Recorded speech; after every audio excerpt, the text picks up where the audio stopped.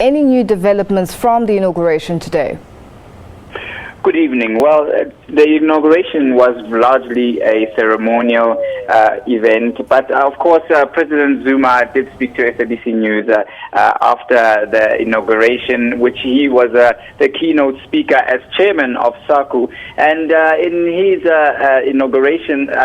speech of the inauguration of the SACU headquarters, President Zuma made a particular focus of reminding the member states, which are, of course, Swaziland, Lesotho, Botswana, and, of course, Namibia, that they are just as important role players in SACU as South Africa, which is the biggest economy. President Zuma making sure that he emphasized the point that just because the other economies are not of the largest scale when compared to South Africa, that they are big part players.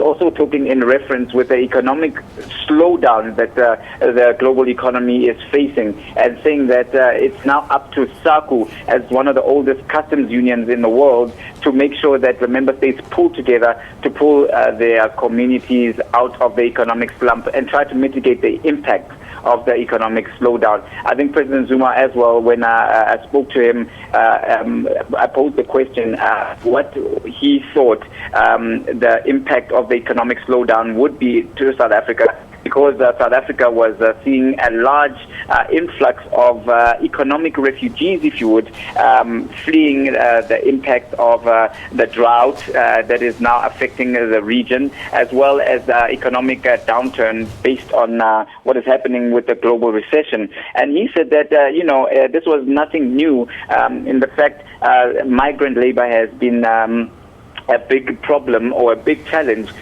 to the region generally, with South Africa traditionally being the biggest absorber of migrant labor in the past, with the mines being the biggest driver of economic development in the region. And he said that now SACU would have to spearhead very creative ways of finding economic models that would stimulate growth in the partner states or the SACU states, and make sure that economic migration is not such a heavy burden on South Africa.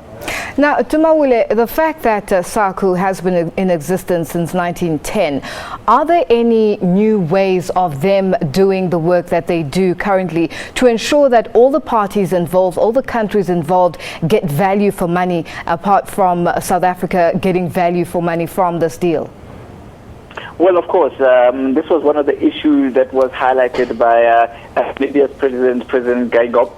He also was a keynote speaker and addressed the gathering of heads of state and other dignitaries here in Windhoek, Namibia. And he said that, SACU is actually the building block of other African bodies when you look at other regional partnerships.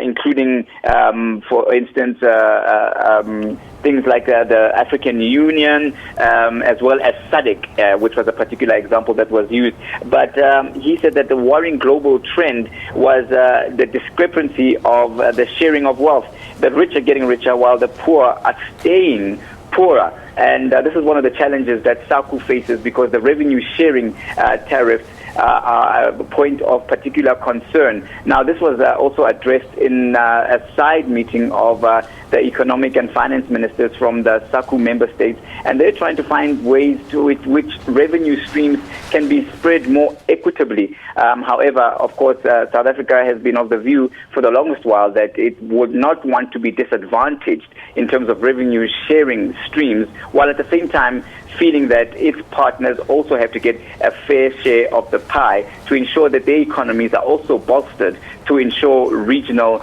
security, whether it be food security as well as movement of people in search of better opportunities. Now, let's go back to the issue of the regional drought, the widespread regional drought that we're going through currently. How are the different parties feeling about that? And with regards to response to that drought issue, what are they feeling needs to be done? Well, the drought issue is an issue of great concern amongst all member states. Namibia itself is quite a dry, arid country, and so it relies heavily on imports for much of its consumables.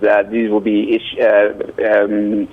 foodstuffs like your fruits and so forth.